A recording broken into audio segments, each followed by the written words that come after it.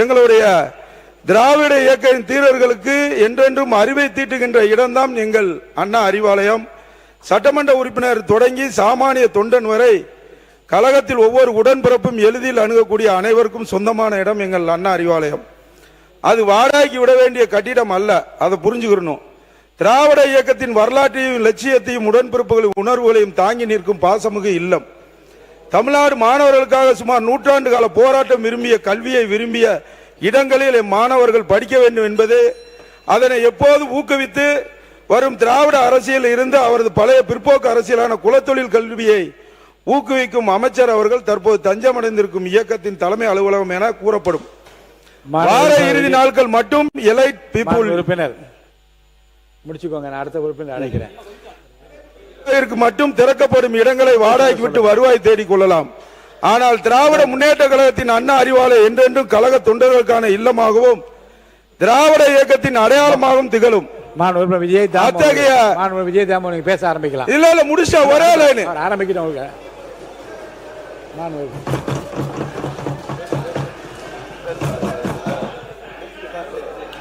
மாண்புமிகு பேரவைத் தலைவர் அவர்களுக்கு நன்றி. நன்றி சொல்லுங்க. வளர்த்து எங்களை போன்ற சாமானிய தொண்டர்களுக்கும் அரசியல் களத்தில் குரல் கொடுக்க வாய்ப்பளித்த திராவிட முன்னேற்ற கழகத்திற்கு எனது நெஞ்சார்ந்த நன்றியை தெரிவித்துக் கொண்டு அவையில் அமர்கிறேன். நன்றி. சபாநாயகர். பொதுப்பணித்துறை அமைச்சர். மாண்புமிகு பேரவைத் தலைவர்களே, அந்நியாருக்கும் எங்களுக்கும் பிரச்சனை கிடையாது. அந்நியார்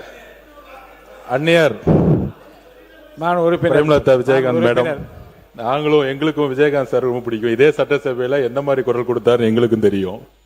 ரவுத்திரம் பழகுன்னு பாரதி சொல்லியிருக்காரு, ஒரு தவறோ ஒரு உண்மை இல்லைன்னா மட்டும்தான் நாங்க எந்திரிக்கிறோம். இதே பரமக்குடி எம்எல்ஏ அவர்கள் தொகுதி சார்ந்து பேசினாரு. நாங்க இதே இடத்துல அறிவிச்சோம், ஒலிம்பிக் உடைய அகாடமி இன்டர்நேஷனல் ஸ்டாண்டர்ட் லெவல்ல திமுக உடைய எம்எல்ஏ இருக்கக்கூடிய பரமக்குடியில் வருதுன்னு சொன்னோம். அப்ப ஒரு உண்மைக்கு மாறான தகவல் சொல்லும் பொழுது நாங்க எந்திரிக்கிறோம். மாண்புமிகு பேரவைத் தலைவர்கள் சொன்னார், ஒரு உதாரணம் சொன்னார், நாங்க ஒரு உதாரணம் சொல்றோம். எதிர்கட்சி என்பது தீக்குச்சி மாதிரி, அத அழகா கேஸ பத்த வச்சு பால் வச்சா நாங்க அமைதியா இருப்போம். நீங்க கேஸ புடுங்கி விட்டு பத்த வச்சுனா வெடிக்கும். நாங்க வெடிக்கக்கூடிய இடத்துல அப்படி இருக்கிறோம். சோ நல்ல கருத்துக்களையும் நீங்க சொல்ற மாதிரி மேடம் மேடம் மேடம் மேடம் ஒரே ஒரு நிமிஷம் மேடம் நீங்களே ஒரு நிமிஷம் பேசி முடிச்சிடறேன். அந்நியார் அவர்களுக்கு எங்களோட கோரிக்கை என்னன்னா, இன்னையிலிருந்து ஒரு நோட் எடுத்துக்கோங்க. திமுக பேசும்போது ஏதோ ஒரு இடத்துல அரசையோ முதலமைச்சரையோ இல்ல எங்களுடைய கொள்கையிலையோ தவறுன்னு சொன்னா மட்டும்தான், இந்த பாருங்க இப்ப கூட கத்துறாங்க பாத்தீங்களா, நீங்க சொல்லணும்ல, இப்ப நீங்க சொல்லணும்ல, திமுக ஏன் கத்துறாங்கன்னு கேட்கல. என்ன மட்டும் நீங்க சொன்னீங்கன்னா அது ஏதோ எனக்கு எதிராக ஒரு பிரச்சாரம் பேசுது. உங்களுக்குள்ள பேசிக்கலாம், இங்க பார்த்து சொல்லுங்க. இல்ல அந்நியார் எப்பயுமே எங்களுக்கு நல்ல பழக்கம். அதனால அந்நியார்களுக்கு என்ன சொல்லுதுன்னா, எதிர்கட்சிகள் குறைகளையும் பிரச்சனைகளையும் சொல்லட்டும், நாங்கள் பதில் சொல்றோம்.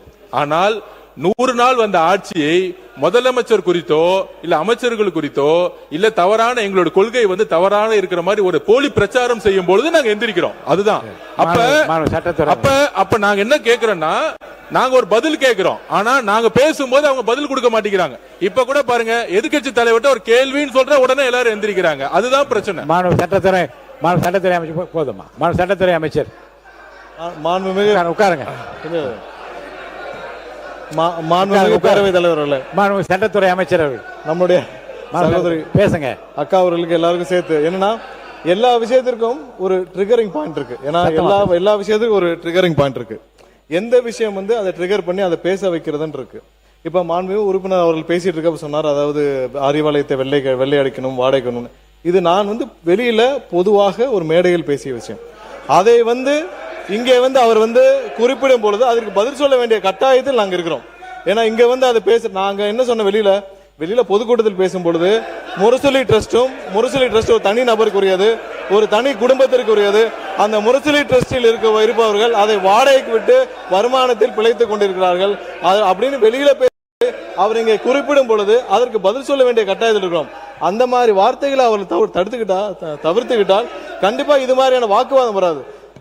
அக்கா அவர்களுக்கு ஒரு பணிவான விஷயம் ஏன்னா கேப்டன் விஜயகாந்த் அவர்கள் வந்து எதிர்க்கட்சி தலைவராக இருக்க போது அவர் எப்பவுமே நிதானமாக அமைதியாக நேர்மையாக இருக்கக்கூடியவர் எங்களுக்கு எல்லாருக்கும் ரொம்ப பிடிக்கும்.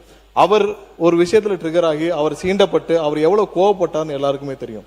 ஏன்னா அவையில எதை பேசினால் அவர்கள் சீண்டுவார்களோ அது மாதிரி விஷயங்களை பேசும்பொழுது அது பதில் சொல்ல வேண்டிய கட்டாயத்தில் இருக்கும். இப்ப தேவையில்லாம அவர் பேசுறப்ப அது கட்டாயத்தில் இருக்கும்.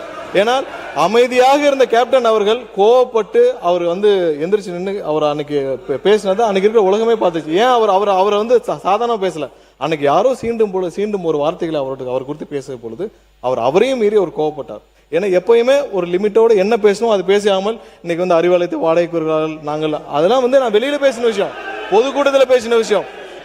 பொதுக்கூட்டத்தில் முரசொலி ட்ரஸ்ட் யாருடையது, முரசொலி ட்ரஸ்ட் ஒரு குடும்பத்துடையது, இதெல்லாம் பொதுக்கூட்டத்தில் பேசினது. அதை பேசும் பொழுது நானும் இங்க வந்து அதுக்கு பதில் சொல்ல வேண்டிய கட்டாயம் இருக்கும். அது பதில் சொல்லும் பட்சம் இது வேற திசையை நோக்கி போகிறது. மானிய கோரிக்கை சம்பந்தமாக விவாதிப்போம் என்பதை கேட்டுக்கொண்டு திசை மாற்றுவது இப்ப அவங்களுக்கு பதில் இல்லை என்றுக்காக திசை மாற்ற நினைக்கலாம். அதெல்லாம் திசை மாற்றுக்கல. நாங்கள் ஆக்கப்பூர்வமாக என்ன சொல்லணுமோ அதை ஆக்கப்பூர்வமா சொல்ல ஆசைப்படுகிறோம். அதனாலதான் நீங்க அறிவிப்புகளை நீங்க முதல்ல சொல்லுனீங்க. அறிவிப்புகளை சொன்ன பிறகு ஆக்கப்பூர்வமான விவாதத்துக்கு போகணும். ஏன்னா அதனால அறிவிப்புகளை முன்னாடி சொல்லுனீங்க. சோ அதனால ஆக்கப்பூர்வ விவாதத்துக்குள்ள செல்ல விரும்புகிறோம். எதற்கும் யாருக்கும் விஜயதாம் அவர்கள் பேசுங்க. மாண்புமிகு பேரவைத் தலைவர் அவர்களே, எனக்கு முகவரி தந்த பேசி முடிச்சோம். மாண்புமிகு தமிழக முதல்வர்